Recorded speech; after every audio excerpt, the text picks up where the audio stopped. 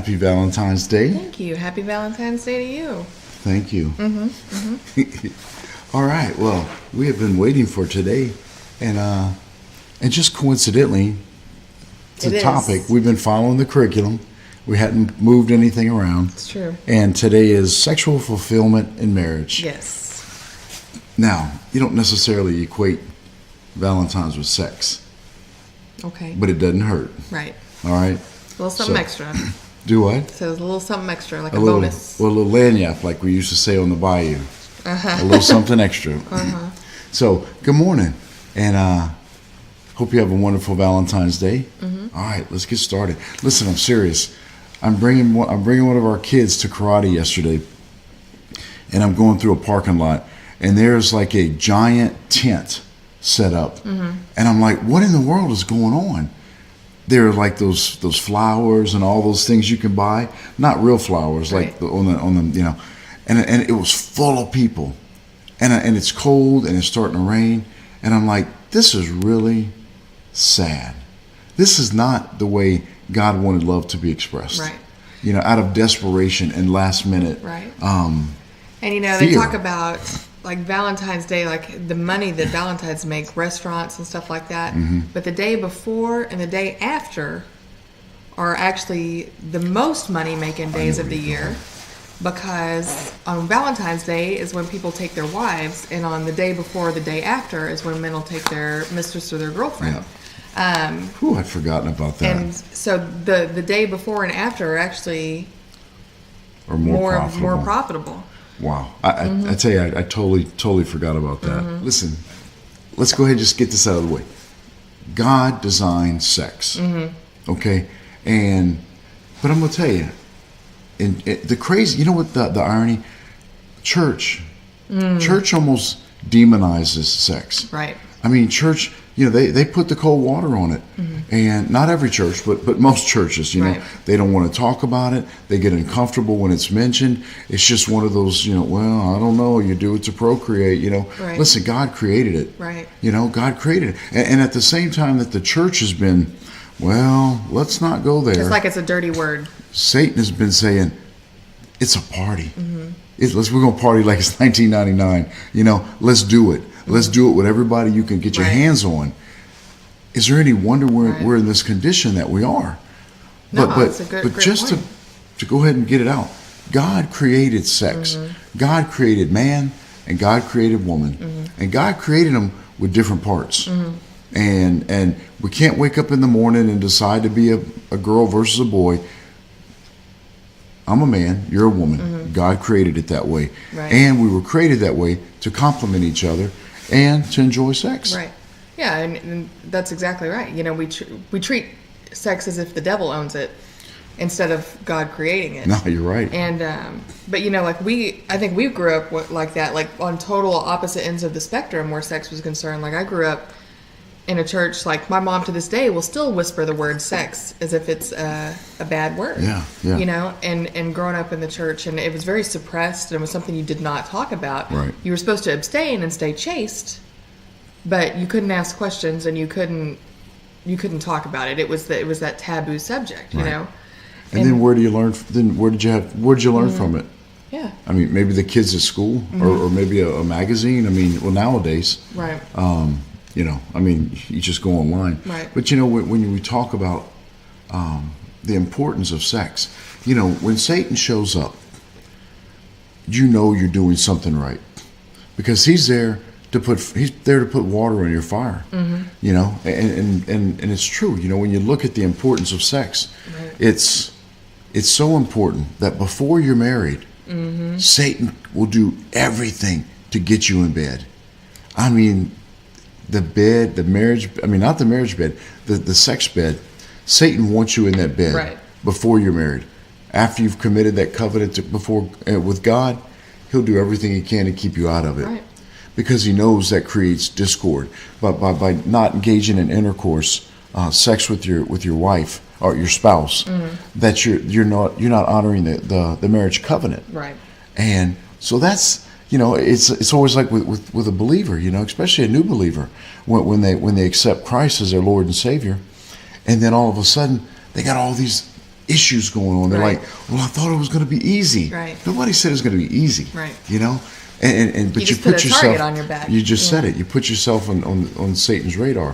The great thing is you've already won the victory in Christ. But that's true with where sex is involved. That's how important it is. It's not taboo. It's not something to be ashamed of. You know, and that's another way that Satan locks you into those secrets. You know, he lures you over with sexual temptation, and then you go with him. You know, you catch a ride with him to the party, and then he leaves. Right. And you're with, like, what am I doing here? Right. How'd I get here? You're on your own. Right. And then you get to where it's shame and it's guilt, and then you can't talk. There's nobody. You don't feel like there's any help. So sex is very powerful in cementing the love in a covenant marriage, and it's also used by Satan to keep people apart. It is very powerful. Well, you know, and I mean, you look back at Genesis, and you know, the word Eden means pleasure. You know, and God created these two people and put them in a garden of pleasure to enjoy each other, and they were naked. You know. And it's like, how fantastic is that, you know? So in this garden of pleasure, naked, and they were unashamed, you know? And that's how we should be with our spouse, you know? That vulnerability, we should have just great sex. God wants us to have pleasure. He would not. Now, when you get married, right, you're both supposed to be doing it. And you're not supposed to withhold it from each other, right? Well, and that's the thing, you know, like when you have sex before marriage, you know, especially those young years, you know, those teenage years, you've created sex is equated to secrecy, and you know, and so you know, after you get married, that's still in your brain somewhere, that's tied together, that sex and secrets go together, you know, and that's when you start having issues with pornography or infidelity and things like that. So you know, there's repercussions to sex before marriage, you know, after you get married. And that goes for both sides, for the guy and the girl. I mean, you're right. When secrecy becomes a sexual element, and excitement and enticement, you're right. You know, your minds do. It's called neuroplasticity, and we're going to talk about it in a little bit. But your minds do get wired in a certain way. You know, they say, you know, thoughts that fire together, wire together, you know. So if you're always thinking about one certain thing, your mind's going to have that propensity to be rewired towards that one certain thing. But what we just talked about was not neglecting, not withholding sex from your spouse. This is how important it is, and I mean, God makes it very clear in 1 Corinthians. And if you'd read it. It says, the husband should fulfill his marital duty to his wife, and likewise the wife to her husband. The wife does not have authority over her own body, but yields it to her husband. In the same way, the husband does not have authority over his own body, but yields it to his wife. Do not deprive each other, except perhaps by mutual consent and for a time, so that you may devote yourselves to prayer. Then come together again, so that Satan will not tempt you because of your lack of self-control. And you know, that's the key. You know, and I've been working on what I call the Adam life, and you know, I find it fascinating that even today that women still get the blame in the Garden of Eden. You know, well, it's Eve's fault. Eve went ahead, but you know, Adam, and it says right there, you know, she bit of the fruit, and Adam was with her. Right. Now, Adam may have, you know, he was physically with her, but where was his mind? You know, where was his heart? Where was his head?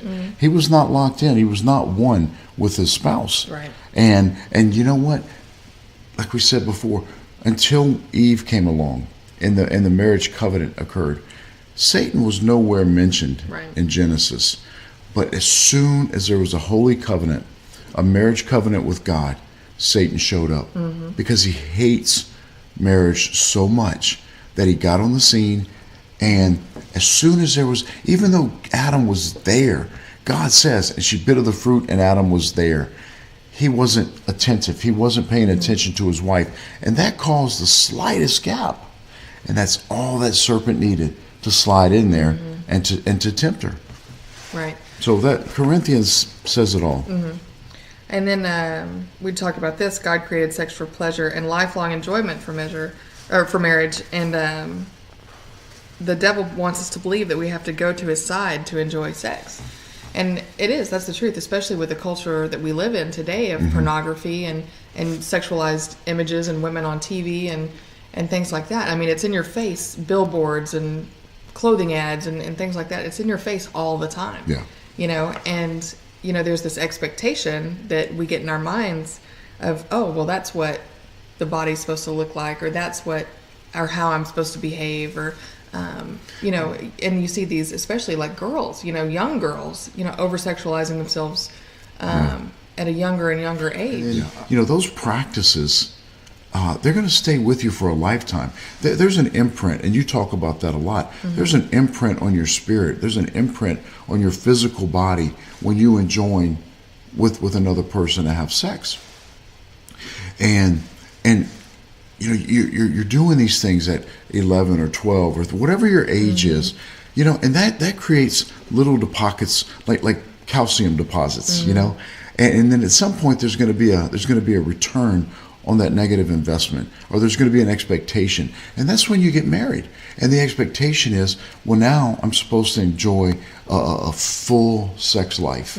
But you know what? All those little deposits of calcium, of baggage, of shame, of guilt, all those things that have imprinted on your spirit throughout the course of your active sexual life, that all comes back to play. It does, in the marriage bed.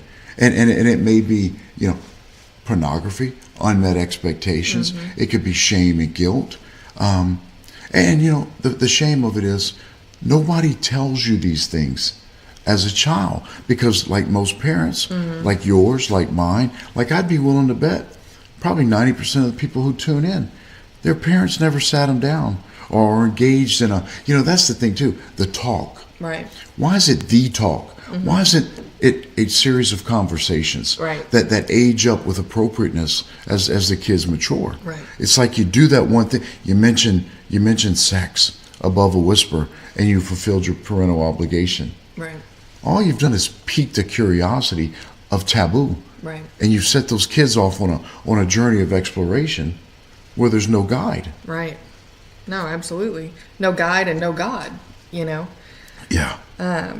But, God did put parameters on sex. I mean, there's rules for everything. And, God didn't just throw us down here and just say, have at it, They shoot dice. Bam. I mean, there's rules for everything, But the rules are for our protection. Right, I was going to say. And, you get questions, or I don't know if you get questions, but, you hear all the time, like, well, what's allowed? Like, what can we do in sex? What can we, what? No, you're right. Yeah, I mean, what is it, the missionary position? Right. I mean, like who from the church came up with that rule?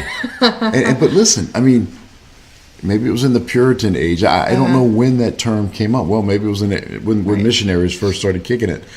But that term has stayed with our culture for centuries.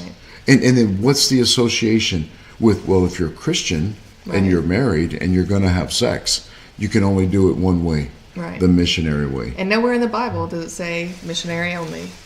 Just a little footnote, And that's the key, And I you started talking about that several years ago about fences and boundaries, and a lot of guys, when you start talking about boundaries, well, you're not going to limit me, you're not going to limit my friends, you're not going to limit my work. Men look at boundaries as restrictiveness. Women look at boundaries of not keeping you in, but keeping the enemy out. It's a protective barrier. And yeah, there are barriers in sex. There's boundaries in sex. And what are some of the boundaries? What are some of the rules? You got to be married. You have sex with your spouse, right? And look, and if God doesn't say, there's not a checklist of what you can and cannot do. There's not. And of course, again, because the cultural stigma of the missionary position, which I also enjoy. Right. Let's just be clear about that. But all of a sudden we think, oh, well, there's so many rules, you can't do anything. But like you've always talked about, God created those boundaries to protect us, not restrict us. And when it comes to the marriage bed, we had a list that says, everything, as long as it's consensual, as between husband and wife, Right. That it doesn't bring shame or embarrassment, and that you're physically capable of doing. Right. And but there's pleasure, And there's pleasure. That to goes it. for oral sex. It goes for toys. It goes for what you want to do together. This is your time. This is your. But sometimes you got to stretch and warm up. So yeah, don't hurt yourself. Don't hurt your knee. Yeah. He's talking from experience. But that goes back to 1 Corinthians though. You're it. You are it for your spouse. Listen, I'm going to tell you from a guy's side. Don't deny. If I hate to say if you hold out, it's not but men, again, we speak the language of honor. And if we're not being sexually fulfilled, then we don't feel like we're being honored, And what do guys do? They're going to go somewhere else and find it. Now, let me, I'm not just beating on the guys, but women, your language is security, and so by me not fulfilling your sexual needs, then what starts to happen? She starts thinking, well, what's wrong with me? Am I not good enough? Am I not desirable? We start looking at those foundational laws of marriage about pursuit and possession and purity, and then on a woman's side, when that you're not being fulfilled, then that starts playing on your mind as far as security goes. Am I not good enough? Is he having an affair? Is there somebody else? And then that leaves a woman outside of the marriage covenant. So it really is. It is so critical that sex is it's a connector. Yeah, it's a bonding agent. And it's and I want to say something to men too, like specifically men of daughters. This is where it's so important to make sure you're really engaged in your daughter's life. Yeah.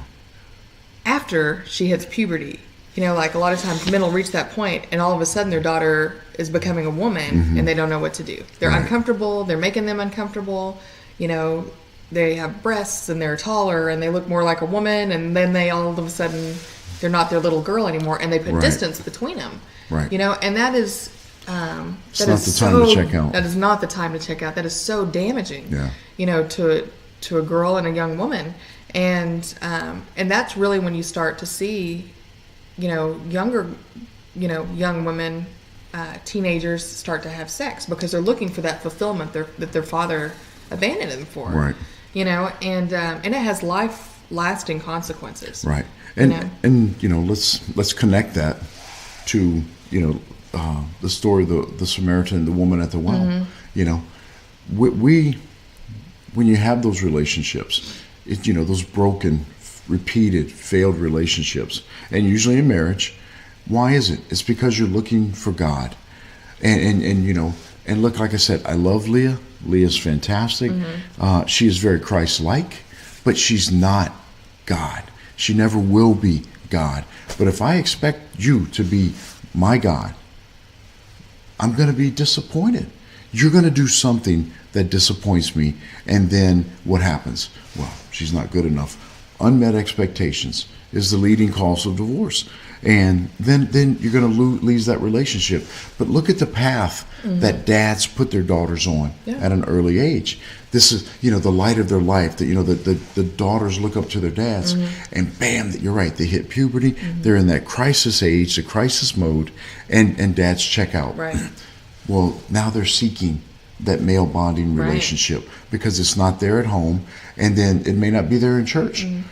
So what do? They start looking for dad, then they start looking for God and different guys and different boys and different men, and then it's a pattern that continues into their adult relationship. Right. No, I mean it's absolutely essential for dads to have that connection to their daughters and really stay engaged, stay in tune, talk to them. They're not strangers all of a sudden just because, they have breasts, Right.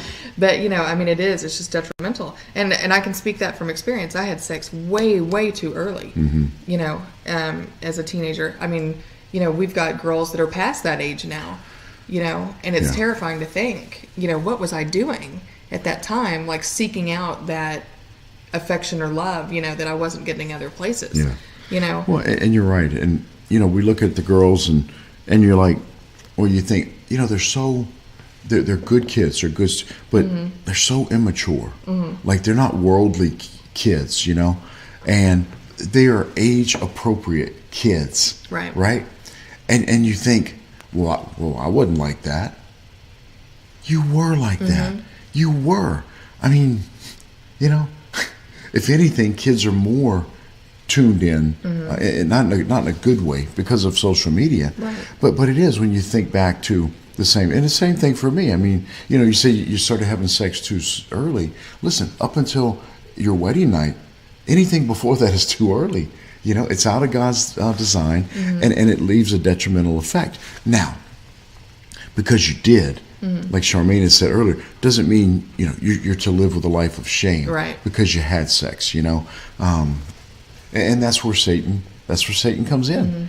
I mean, you're not a virgin. No, I'm not. I did. I've sinned. And I asked for forgiveness, and now let's move on. Right. But Satan won't let you do that. No, that's where that freedom from your past really, comes into play. No, because look, once you've truly repented and asked God for forgiveness, it's done. Right. It's time to start anew. No, you got to get it and forget it. But God created our sexual differences to make our relationship more fulfilling. I know you like this part. I'm gonna do this. Okay. Oh. All right.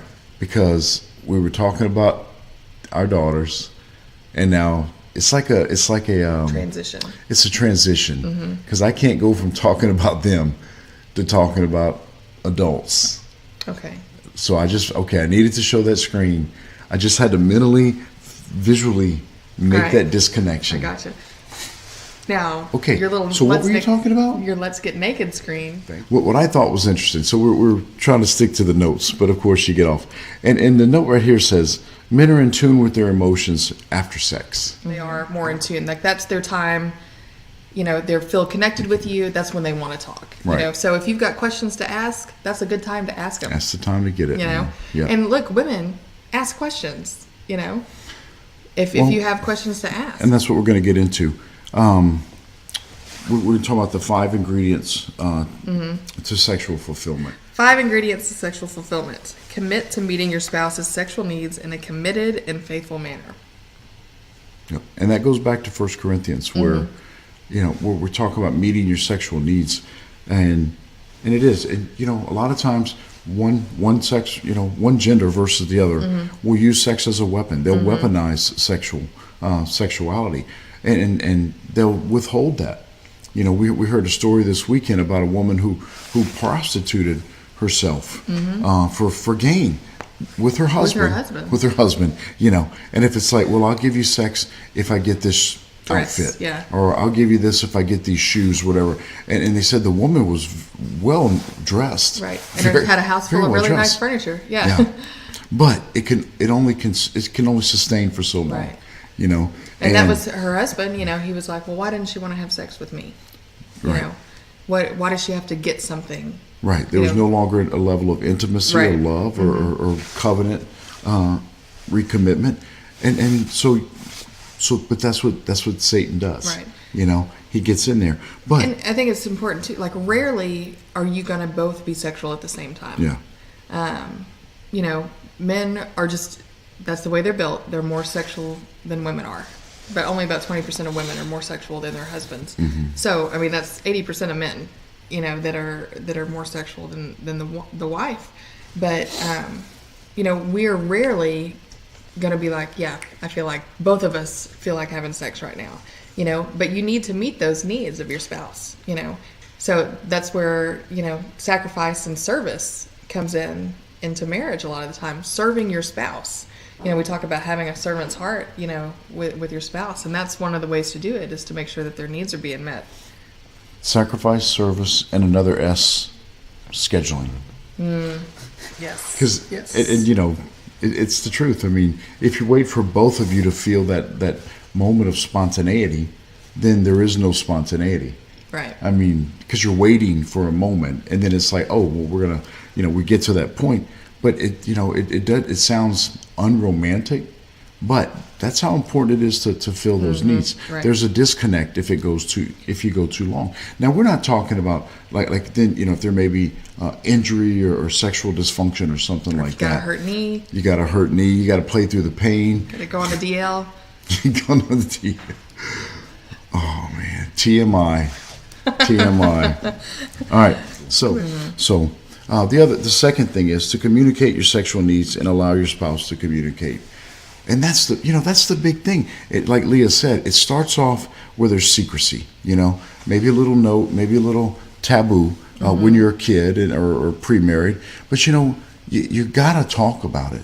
You've got to be able to talk to your spouse about your needs and what you do and don't like, and look, women find are fulfillment. horrible about this. They will, they're not being satisfied, or they're not enjoying something, or they don't like something, and they will stay silent. They'll stay silent for 25 years. If you don't feel like you can talk to your spouse, you're yeah, going to find somebody else to talk to. Go to friends, or go to another. Well, you find another man, another person. But that's a great time to communicate with your spouse, because they're responsive. Yeah, they're having fun. They're pleasure. So the next thing is to commit to purity to protect the integrity of the marriage, and that's one of the 4 foundational laws of marriage is purity, and the ways that you keep that relationship pure, that marriage bed pure, is the easiest thing. Is you only have sex with your spouse.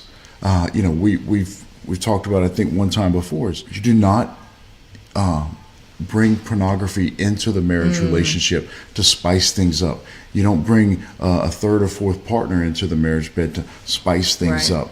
I mean, God is very clear about this. That He says, women, submit your bodies to your husbands as husbands you submit your bodies to your wife. It doesn't say submit to anybody else to spice it up. It's a covenant between one man and one woman, and anything else that you bring into that is dishonoring the covenant. But especially pornography. I mean, it can do a huge amount of damage. Especially the things that pornography brings in. And then all of a sudden your mind is wired to where it's like, well, that would be okay. We should try that.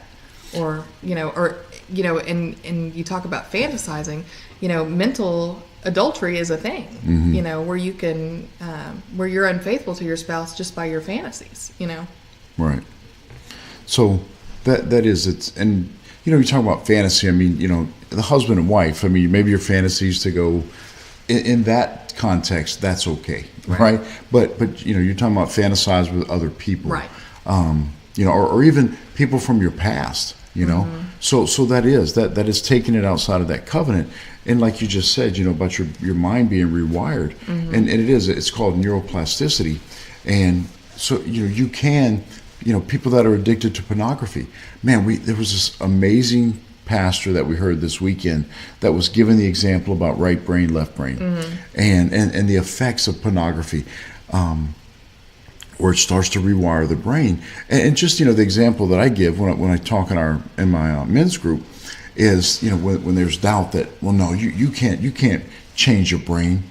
Well, you weren't born with the desire to consume pornography.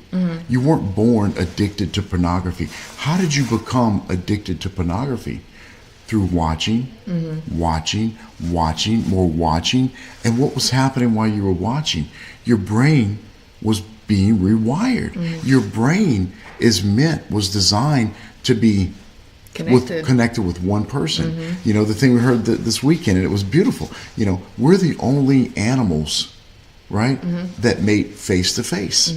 Why? Because because that's the way God designed it. Right. And it's so important because your eyes are the windows to the soul, and so you can look into your spouse's eyes. That's intimacy, right? So we're created that way. Now it doesn't mean you always got to be face to face, because now we're back to the missionary position.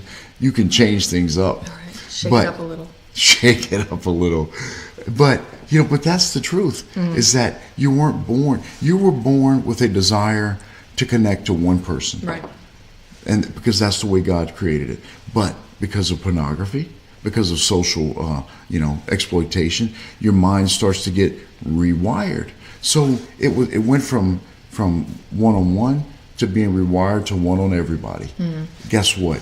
you can rewire Right. your And he mind. gave this great like illustration of like the brain like this, and like the more pornography you watch, like the more the brain kind of shrivels into itself, you know, and like you're connected, and then Well, the all of a sudden receptors are disconnected. Your receptors are disconnected, and all of a sudden your brain is like this, Right. you know. But you know, you're exactly right. You can rewire Right. to have that intimate relationship. And it you know? is. It's you know the thing is, you know, that thoughts that fire together wire together. Mm-hmm. You know, so if all you think about is golf, then that's all you're going to think about is golf. Right. You know, it's where your focus is, and that goes back to that foundational law of marriage of pursuit. You know, your focus should be on your spouse. Right. Yeah, you know what? You can work in an office setting with you know, with whatever, but your focus, your vision, your priority, your pursuit has got to be on your spouse. Right, right.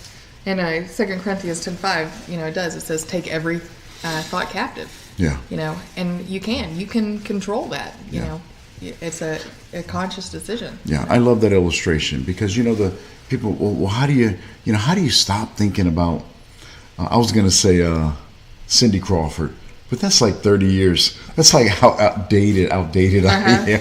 You know, it's like, how do you stop thinking about Now Cindy her daughter Crawford? is a supermodel. Huh? Now her daughter is a supermodel. Oh, that's crazy, man. That's how outdated I am, you know. But you know, but it is. It's not like, well, I can't control my thoughts. Yes, you can. Yes, you can. You can take your thoughts captive. And I love you know, it is, you know, from 2 Corinthians, that example of taking your thoughts captive. It's, you have control.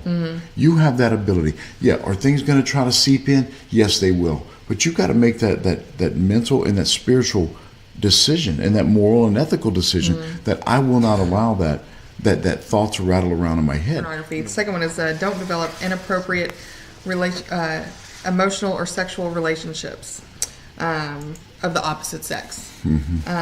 Share everything in your lives, especially your phones and passwords. This is a biggie. It's huge. I mean, you've written an article on that. It's called the Protected Marriage. I know we don't believe that it's okay to have friends of the opposite sex that are not also friends of each other. Some people think it's okay. We don't. You know, we think it leads to too much. You know, when we start hearing people talking about, well, my work wife, you know, what a disrespect to the wife that God gave you. Right. You know, and listen, you know, your wife, your husband, your spouse is a gift. And the way you treat that spouse, the gift, is direct reflection of the way you feel about the gift giver. You know, which is God. Right. So, you know, when you start developing these friendships that are not also friends with your spouse, then it's, well, you know, well, why not? Why aren't you friends? Are you hiding something? Do you not realize you're hiding something? Or are you sharing things with them that you shouldn't be sharing? No, I mean, we talked about that, you know, like just in our cultural world, you know, we live in such a, you know, an anything goes culture. Like, do what makes you feel good. You know, everybody's got rights. Everybody's got, you know. Right. And, you know, we talked about in one of the other shows, like, you know, Mike Pence, you know, having he never has dinner alone or lunch alone with another woman, you know. And that's for a reason. It's for safeguarding your marriage. And so, you know, put rules into place like that. You know, like when you text with other, you know, if you have to text with somebody of an opposite sex or on Right. Facebook or whatever. I just threw threw that screen up there. Well, you know, and then we'll go to number 4. But I'll give you a real quick example. It was last week I was writing a blog post about pornography. And you know what? I didn't even think about it. But I went to Google and I typed in woman pornography. You know what came up. You know, and as soon as I saw it, I was like, what are you doing? and I kind of laughed at myself for not thinking about it. So I exited out. So you know what? We were talking, and I said, hey, let me tell you this, you know, because you know what? It was a funny story, and it showed truth and vulnerable transparency on my part. But you know, we share computers, we share phones, we share everything because we're transparent. But what if I had not said anything to you, and you go to search something, and then that history comes immediately? What's that about? Right. Well, it's right. easier for me to go and say, hey, right. by the way, you know, as opposed to you having to confront, ask yeah. and say confront, or even worse, not feeling like you're comfortable enough to confront. Right. You know, we see that a lot. Well, you know, we talk about I guess like the harm Facebook, you know, does all the time. But, you know, and we've had conversations like this before, it's like we'll see a married woman out with her single friends at the bar, and it's like, we've said that to each other. It's like, what is she doing?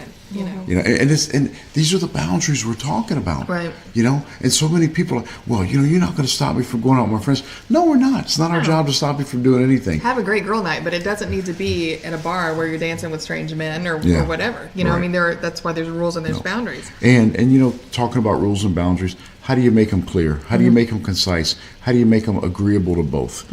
It's communicate and deal. It's communications.